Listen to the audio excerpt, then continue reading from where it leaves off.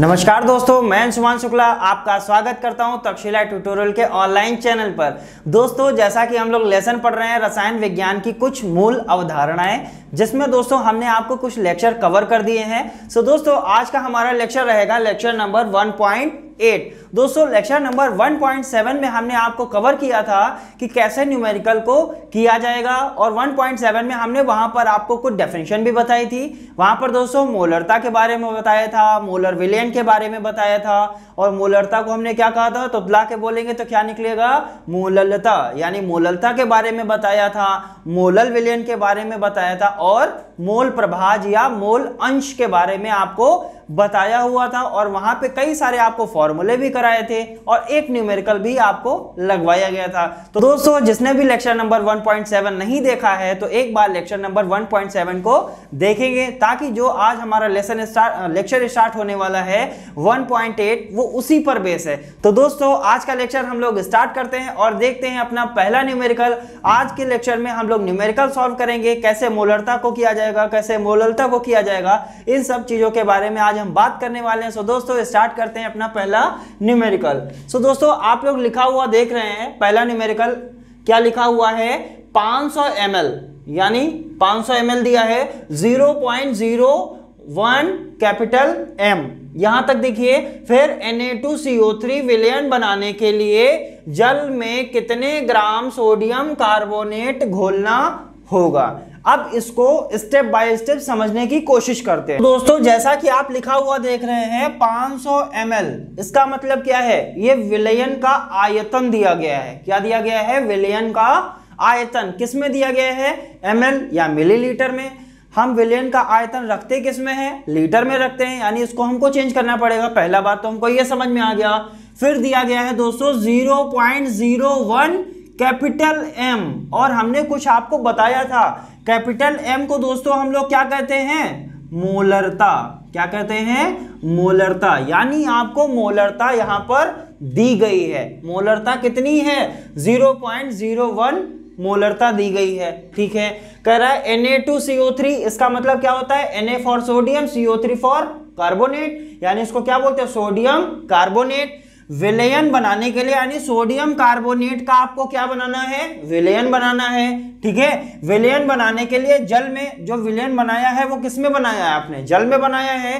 कितने gram sodium carbonate घोलना होगा, यानी आपसे ये पूछा है कि आपने जो जल में सोडियम कार्बोनेट मिला के एक विलयन बनाया है, जिसकी मोलरता उन्होंने बता दी है, जिसका आयतन बता दिया है, ये पूछ रहे हैं कि कितने ग्राम सोडियम कार्बोनेट आप डालेंगे कि मोलरता इतनी हो जाए। यानी अब हमको यहां से एक चीज तो क्लियर हो गई कि मोलरता हमको दी हुई है। सबसे पहले हम मोलरता वाला ही फॉर्मूला डाल देते हैं, क्योंकि हमको निकालना है कि सोडियम कार्बोनेट कितने ग्राम घोलना होगा। ठीक है, सो दोस्तों लिखेंगे क्या, हम जानते हैं। दोस्तों, हमने लिख लिया, हम जानते हैं। क्या जानते हैं दोस्तों, मोलरता बराबर विलेय का भार बटे विलेय का मोलर द्रव्यमान अपॉन विलयन का आयतन में चाहिए, लीटर में चाहिए। दोस्तों, हमने फॉर्मूला लिख लिया।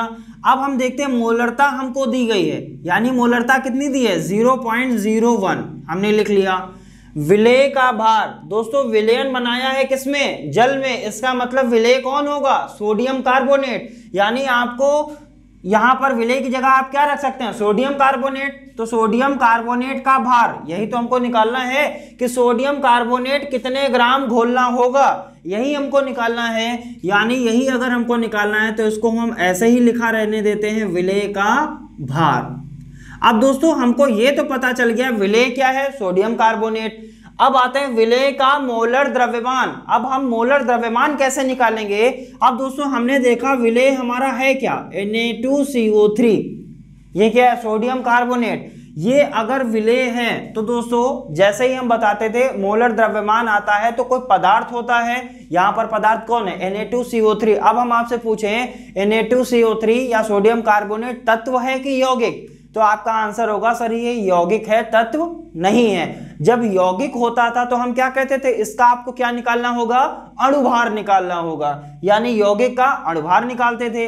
और यौगिक का अणुभार कैसे निकालेंगे, हम ये देखते थे कि कौन कौन से तत्व कितने कितने लिए गए हैं, उन तत्वों को लिखते थे, उसके बाद उनके जो परमाणु भार होते थे उनको सबको क्या कर देते थे, जोड़ देते थे। यही प्रोसेस करनी है। सो विलेय का मोलर द्रव्यमान यानी हमको इसका अणुभार निकालना होगा, और अणुभार निकालने के लिए हम क्या करेंगे, सोडियम कितने दिए गए हैं, तो आप कहेंगे सर सोडियम तो हमको दिए गए हैं यहाँ पर 2, हमने लिख दिया। अणुभार निकालना है, अणुभार निकालने के लिए क्या करते हैं, जितने भी तत्व होते हैं इनके परमाणु भारों को जोड़ देते हैं। हमने क्या करना शुरू किया, जोड़ना शुरू किया। कार्बन कितना दिया गया है, तो आप यहाँ 1 मान लीजिए, यहाँ 1 मान लीजिए, तो 1 × 1 = 1 ही आएगा, यानी 1 क्या दिया गया है, कार्बन दिया गया है। ऑक्सीजन कितने दिए गए हैं, 1 यहाँ हो गया, 3 यहाँ हो गया, 3 × 1 = 3, यानी ऑक्सीजन भी कितना दिया गया है सर, ऑक्सीजन भी कितना दिया गया है, 3 ऑक्सीजन दिए गए हैं। तो दोस्तों ये तो प्रोसेस हो गई हमारी अणुभार निकालने की। अब हम क्या करेंगे, Na का परमाणु भार हमें पता है, कार्बन का परमाणु भार पता है, ऑक्सीजन का भी परमाणु भार पता है, ये सारी चीजें हमको पता है, ठीक है। अपॉन विलयन का आयतन चाहिए लीटर में, दिया किसमें है, मिलीलीटर में। हमने क्या लिखा, 500, ये किसमें है, मिलीलीटर में, और मिलीलीटर को लीटर में बदलते हैं तो क्या करते हैं, 1000 से भाग करते हैं। हमने क्या कर दिया, 1000 से इसको भाग कर दिया। जब 1000 से भाग करेंगे तो ये 0 ये 0 ये 0 ये 0 कट जाएगा, 5 × 5 5 × 2 10, 1/2 आया। अब इसको क्या लिख सकते हैं दोस्तों, ये 1/2 इधर आएगा, या इसको हम ऐसे ही लिखा रहने देते हैं, 0.01 = विलेय का भार अपॉन 2 × दोस्तों जैसा कि हमने कल भी बताया था, सोडियम का परमाणु भार कितना होता है, 23। कुछ परमाणु भार आप ध्यान रखेंगे, हालांकि जब आपको क्वेश्चन दिया जाएगा तो उसमें परमाणु भार आपको ऑलरेडी दे दिए जाएंगे, ठीक है। यहां पर हम इसलिए क्वेश्चन के अंदर परमाणु भार को नहीं लिखते हैं ताकि जब हम आपको बताएंगे तो आपके माइंड में सेट हो जाएगा कि हाँ सर ने बताया था सोडियम का परमाणु भार 23 होता है। अगर बाई चांस ना दिया गया तो हमको इतना ध्यान रहेगा कि सोडियम का परमाणु भार 23 होता है। तो सोडियम की जगह दोस्तों हमने कितना रख दिया, 23 रख दिया, नो डाउट। कार्बन का दोस्तों सबको पता होगा परमाणु भार कितना होता है, 12 होता है, ठीक है। और ऑक्सीजन का तो सबको ही पता है, ठीक है। ऑक्सीजन का अगर सबको पता है तो ऑक्सीजन का कितना होता है, 16 होता है, ये भी हमको पता है। अब इसको क्या करेंगे, अपॉन किया, 1/2, नीचे क्या आया, 1/2 आया। अब 1/2 को आप क्या लिख सकते हैं, 1/2 को आप 0.5 लिख सकते हैं, ठीक है। 0.01 = विलेय का भार। अब दोस्तों इसको देखते हैं, 23 की 2 से मल्टीप्लाई करेंगे कितना आएगा, 46, 12 की 1 से करेंगे 12 आएगा, 3 की 16 से करेंगे 48 आएगा, अपॉन। अब 1/2 को आप क्या लिख सकते हैं, 0.5। अब दोस्तों कोई तो ये नहीं कहेगा सर इसको 0.5 क्यों लिख दिया, क्योंकि 1 को जब आप 2 से भाग करोगे तो 0.5 ही आएगा, ठीक है। अब हम क्या लिख सकते हैं, इसको इधर भेज दें, कोई दिक्कत है नहीं, तो क्या लिख सकते हैं, 0.01 × 0.5 = क्या आया, विलेय का भार अपॉन 46, 12 और 48 को जोड़ेंगे कितना आएगा, 8, 2, 10 और 6, 16 का 6 हासिल लगा 1, 4 और 1 5 और 1 6 और 4 10, कितना आया, 106।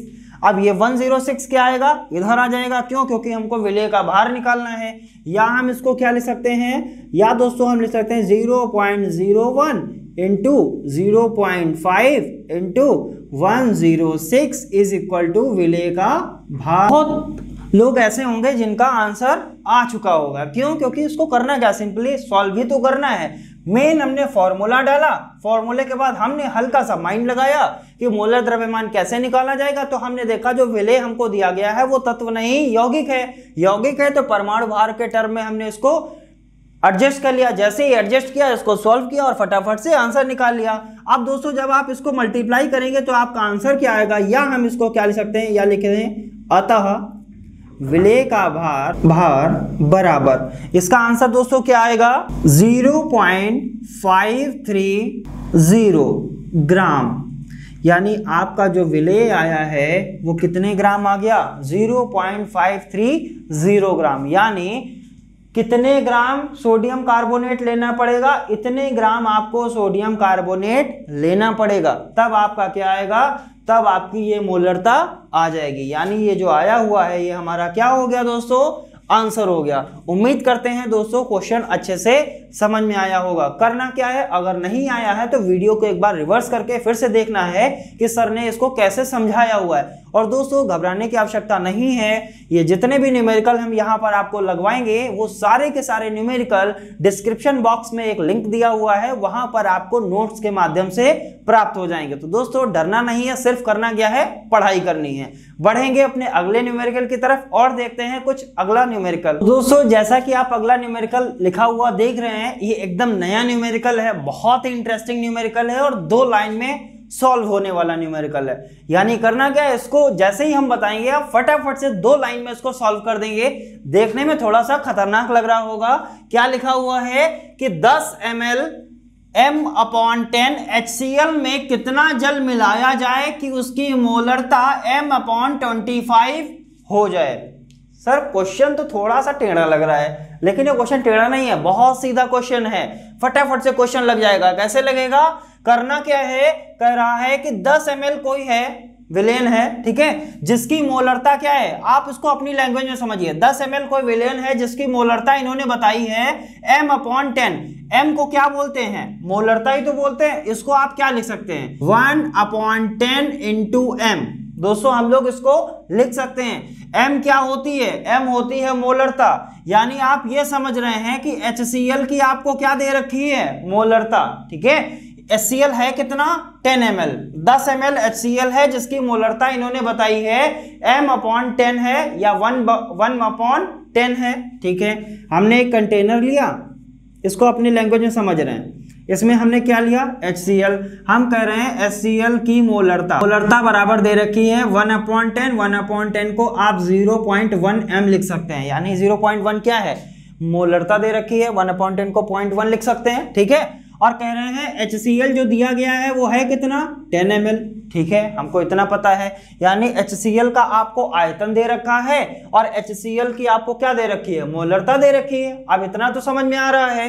फिर कह रहे हैं यानी इसमें हम कितना जल मिला दें, कितना जल मिला दें, मतलब कितना मात्रा में हम जल मिला दें कि इसकी मोलरता जो विलेन बनेगा उसकी मोलरता कितनी हो जाए, m/25। m/25 को आप 1/25 इंटू m लिख सकते हैं। यानी जो विलेन बना है उसकी मोलरता क्या बता रहे हैं, m/25 है, ठीक है।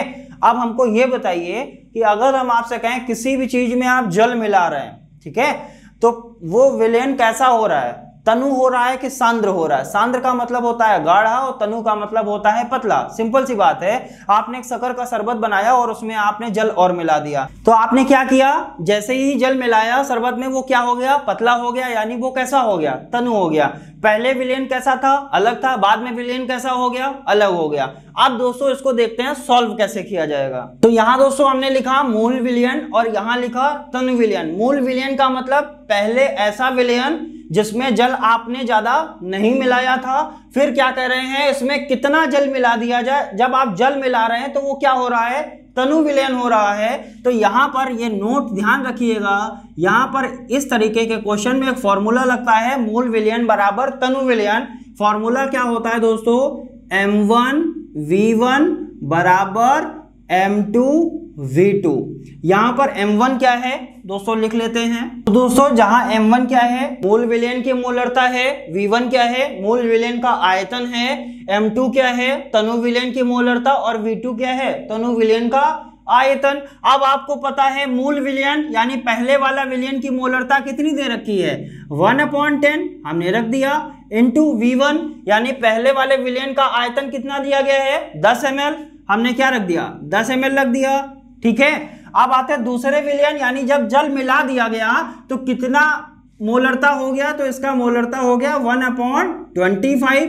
और आपको यही तो निकालना है कि जो जल मिलाया है, जो उसके बाद में जो विलयन बना उसका आयतन कितना है, तो यानी आपको क्या निकालना है, v2 ही तो निकालना है, ठीक है, कि कितना जल मिलाया जाए। हमको यहां से पता चल जाएगा कि कितना जल हम मिलाएंगे कि मोलरता 1/25 हो जाएगी। सो दोस्तों यहां से क्या करेंगे, ये इससे कट जाएगा, ठीक है।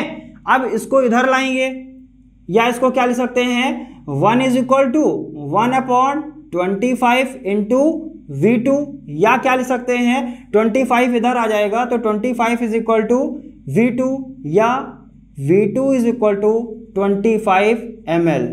यानी आप कितने ml जल मिलाएंगे, 25 ml अगर जल मिलाते हैं तो इसकी मोलरता कितनी हो जाती है, m/25 हो जाती है।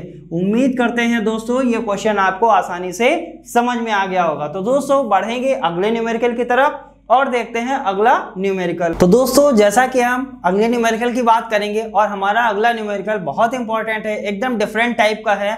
उसमें हमको क्या निकालना होगा दोस्तों, लिखा हुआ है यूरिया के 6% जलीय विलयन में यूरिया के मोल प्रभाज की गणना कीजिए। अब दोस्तों हमको क्या निकालना है, मोल प्रभाज। हमको यह सीखना है कि मोल प्रभाज हम कैसे निकालेंगे। तो ठीक है दोस्तों, यहां पर आपको और क्या दिया गया है, आपका काम आसान कर दिया गया है कि यूरिया का अणुभार आपको दिया गया है। तो कह रहा है यूरिया का 6% जलीय विलयन है, यानी जलीय विलयन है, जलीय विलयन। विलयन कब बना होगा, जब इसमें क्या क्या हुआ होगा, जब इसमें विलय होगा, और विलय किसमें होगा, विलायक में। ठीक है, यानी जो जलीय विलयन बना है, किसका जलीय विलयन है, यूरिया का है। इसका मतलब जो विलायक होगा वो क्या होगा, जल होगा, और विलय क्या होगा, यूरिया होगा। यूरिया को जब आप जल में मिलाएंगे तभी तो जलीय विलयन बनेगा, किसका, जलीय विलयन यूरिया का। आप ऐसा लिख सकते हैं कि नहीं दोस्तों, सभी लोग ऐसा लिख सकते हैं कि जलीय विलयन जो बना है वो किसका है, यूरिया का है। कब है, जब यूरिया को हमने जल में मिलाया। ठीक है, बात समझ में आती है। अब कह रहे हैं यूरिया है कितनी, 6%।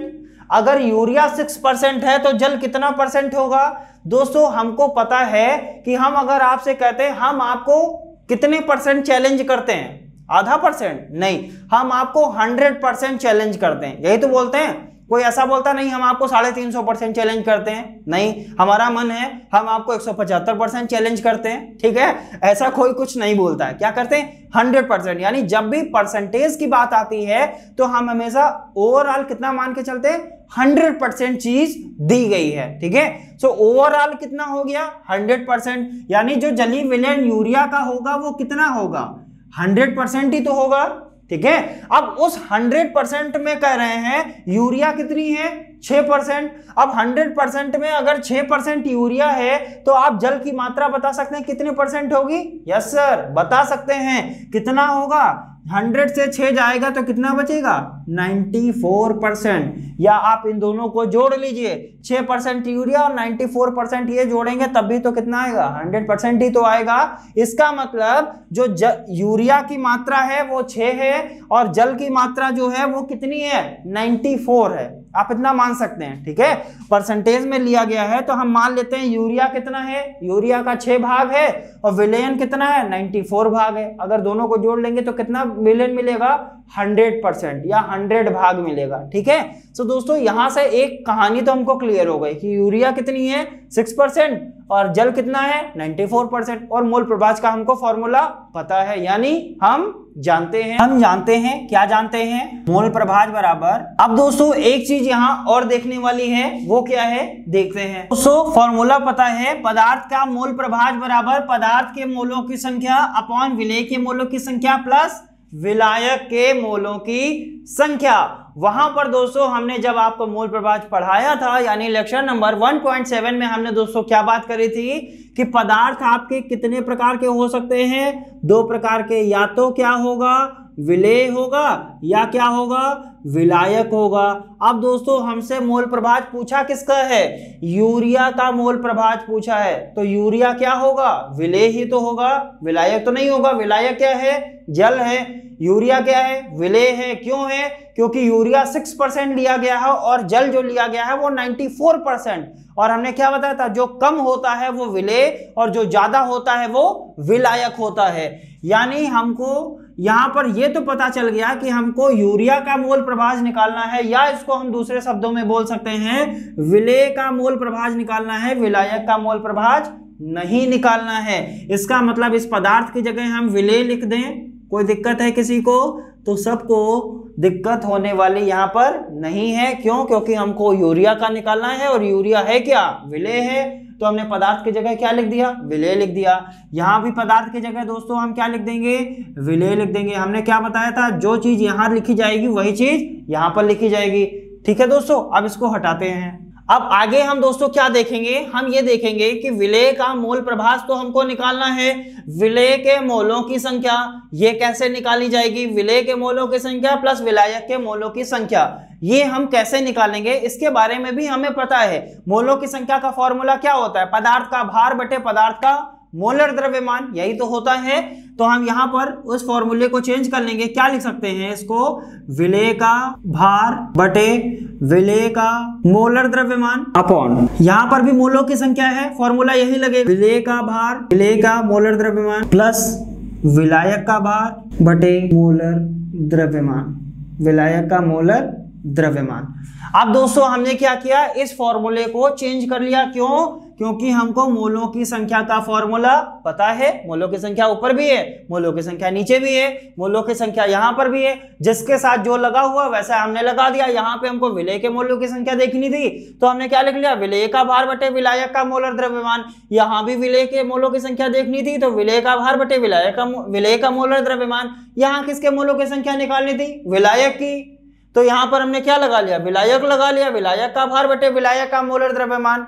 मोलों की संख्या का फॉर्मूला हमें पता था, भार बटे मोलर द्रव्यमान होता है। ठीक है दोस्तों, अब हम आते हैं, विलेय हमारा है क्या? यूरिया। और यूरिया कितना परसेंट बताया इन्होंने? 6%। यानी विलेय का भार जो होगा वो कितना होगा? 6 होगा। कितना होगा? 6, क्योंकि क्वेश्चन में कितना दिया गया? 6%। ठीक है, अब आते हैं विलेय का मोलर द्रव्यमान। विलेय का मोलर द्रव्यमान कैसे निकाला जाएगा? विलेय है क्या? यूरिया। और यूरिया का फॉर्मूला दोस्तों होता है NH2CO NH2, ये यूरिया का फॉर्मूला होता है। और ये आप दोस्तों आप बताइए ये तत्व है कि यौगिक? तो आपका आंसर होगा सर ये यौगिक है, तत्व नहीं है। अगर यौगिक होता है तो मोलर द्रव्यमान क्या लिखा जाता है? अणुभार के टर्म में लिखा जाता है। ठीक है, और यूरिया का अणुभार आपको साफ साफ दिया गया है, यानी मोलर द्रव्यमान कितना हो जाएगा? 60 हो जाएगा। ठीक है दोस्तों, अब बढ़ेंगे नीचे की तरफ। फिर वही बात है, विलेय कितना दिया गया? विलेय का भार, विलेय का भार आपको दिया गया 6। विलेय क्या है? यूरिया है, 6 लिख लिया। विलेय का मोलर द्रव्यमान कितना दिया गया? 60, ये दिया गया है। ठीक है, प्लस विलायक, विलायक है क्या? जल। जब 6% यूरिया हो गया तो जल कितना होगा? 94%, 94 हो गया। अब आते हैं विलायक का मोलर द्रव्यमान। विलायक मतलब जल का मोलर द्रव्यमान, और जल का फॉर्मूला दोस्तों होता है H2O। और H2O तत्व है कि यौगिक? तो सबको पता होगा सर H2O क्या है? यौगिक है। जब यौगिक होता है तो उसका मोलर द्रव्यमान कैसे निकालते हैं? और सबको पता होगा H2O का मोलर द्रव्यमान हमने कई बार निकलवाया है, हमारे पिछले लेक्चर में भी निकलवाया है। तो H2O का मोलर द्रव्यमान जो होता है वो 18 होता है। कितना होता है? 18 होता है। वो हमने यहाँ पर लिख लिया है। कैसे होता है ये आप पिछले लेक्चर में आसानी से इसको देख सकते हैं, टाइम वेस्ट करने से कोई फायदा नहीं है। सो दोस्तों 94 ये हो गया 18। अब दोस्तों क्या करना है? इसको सॉल्व करना है, कुछ नहीं करना है, इसको सिंपल सॉल्व कर लेना है। अब इसको जब सॉल्व करेंगे तो 6/60 क्या आएगा? 1/10 आएगा, अपॉन आएगा। यहां भी क्या आएगा? 1/10 आएगा, प्लस इसको किससे भाग करेंगे? इसको जब इससे भाग करेंगे तो कितना आंसर आएगा वो देखेंगे। जब इसको आप इससे भाग करेंगे तो आएगा 5.22। फिर दोस्तों 1/10 को आप क्या लिख सकते हैं? 0.1 लिख सकते हैं। इसको भी 0.1 प्लस ये क्या है? 5.22 है। या इसको आप क्या लिख सकते हैं? 0.1/5.32। जब आप इन दोनों को भाग करेंगे तो आपका आंसर क्या आएगा वो लिखते हैं। आंसर दोस्तों आएगा आपका 0.0188। यही आपका क्या है? मोल प्रभाज। किसका मोल प्रभाज आया? विलेय का, या आप कह सकते हैं यूरिया का मोल प्रभाज। दोस्तों मोल प्रभाज का कोई मात्रक नहीं होता है। तो दोस्तों उम्मीद करते हैं मोल प्रभाज कैसे निकाला जाएगा आपको बहुत ही अच्छी तरीके से समझ में आ गया होगा। अब दोस्तों हम एक क्वेश्चन और लिखेंगे, वो क्वेश्चन आप अपने आप करेंगे। वो क्वेश्चन आपके लिए इंपॉर्टेंट भी है और करना क्या है वो बहुत ही आसान है। जैसे ही हम यहाँ पर आपके लिए क्वेश्चन लिखेंगे आपका आंसर तुरंत आने लगेगा, क्योंकि आपको पता है सर ऐसे ऐसे किया जाएगा। और दोस्तों घबराने की जरूरत नहीं है, वो क्वेश्चन हमने नोट्स में लगा दिया है। जो नोट्स कहाँ दिएंगे, डिस्क्रिप्शन बॉक्स में आप लिंक करेंगे, वहां से आपको मिल जाएगा। तो दोस्तों देखते हैं क्या है क्वेश्चन, आइए दोस्तों देखते हैं। तो दोस्तों जैसा कि आप क्वेश्चन लिखा हुआ देख रहे हैं कि एक लवण का अणुभार 20 है, यानी अणुभार आपको दिया गया है, ठीक है। लवण की 2 ग्राम मात्रा, यानी लवण कितना दिया गया है, 2 ग्राम। लवण को इंग्लिश में क्या कहते हैं, सॉल्ट कहते हैं, ठीक है। 200 ग्राम जल में विलीन किया गया, विलीन का मतलब घोला गया, ठीक है। तो विलेय की मोललता ज्ञात कीजिए। विलेय नहीं होगा यहाँ, विलयन हो, विलयन की, तो विलयन की मोललता ज्ञात कीजिए। अब दोस्तों हमको क्या निकालना है, मोललता निकालनी है। और मोललता का फॉर्मूला हमें पता है, हम खाली फॉर्मूला लिखेंगे और फटाफट से आपका आंसर निकल आएगा। तो दोस्तों क्या लिखते हैं, हम जानते हैं। दोस्तों ध्यान रखेंगे, मोललता पूछी है, मोलरता नहीं पूछी है। और मोललता का दोस्तों फॉर्मूला होता है मोललता बराबर विलेय का भार बटे विलेय का मोलर द्रव्यमान अपॉन विलायक का भार, किस में चाहिए, ग्राम में चाहिए, इंटू 1000, ठीक है। करना क्या है, मोललता निकालनी थी। मोलरता अगर होता तो यहाँ विलयन का आयतन लीटर में हो जाता और ये हट जाता, ठीक है। चूंकि हमसे पूछा क्या गया है, मोललता, तो मोललता के लिए क्या होता है, विलेय का भार बटे विलेय का मोलर द्रव्यमान अपॉन विलायक का भार, किसमें चाहिए, ग्राम में चाहिए, इंटू 1000। अब दोस्तों सब आपको पता है, मोललता आपको निकालनी है, विलेय का भार आपको दिया गया है कितना, 2 ग्राम, विलेय का मोलर द्रव्यमान। अब साल्ट क्या होता है, साल्ट हमने बताया था, या लवण क्या होते हैं, यौगिक होते हैं। जो यौगिक होता है उसका जो मोलर द्रव्यमान होता है वो किसके बराबर, अणुभार के बराबर होता है। और दोस्तों यहाँ पर आपको अणुभार भी दिया है, ठीक है। यहाँ पर 2 ग्राम रखेंगे, यहाँ पर अणुभार 20 रखेंगे, अपॉन विलायक का भार ग्राम में आपको कितना दिया गया है, तो आप कहेंगे सर 200 ग्राम, ठीक है। 200 ग्राम यहाँ रखेंगे, इंटू 1000 रहेगा, बाकी काट पीट देंगे और आपका आंसर निकल आएगा। उम्मीद करते हैं दोस्तों सारे क्वेश्चन आपको समझ में आए होंगे। तो दोस्तों आज के लेक्चर में इतना ही, मिलेंगे नेक्स्ट लेक्चर में कुछ और नए क्वेश्चन, कुछ और नए टॉपिक के साथ। तो दोस्तों आज के लिए इतना ही, मिलते हैं नेक्स्ट लेक्चर में, धन्यवाद।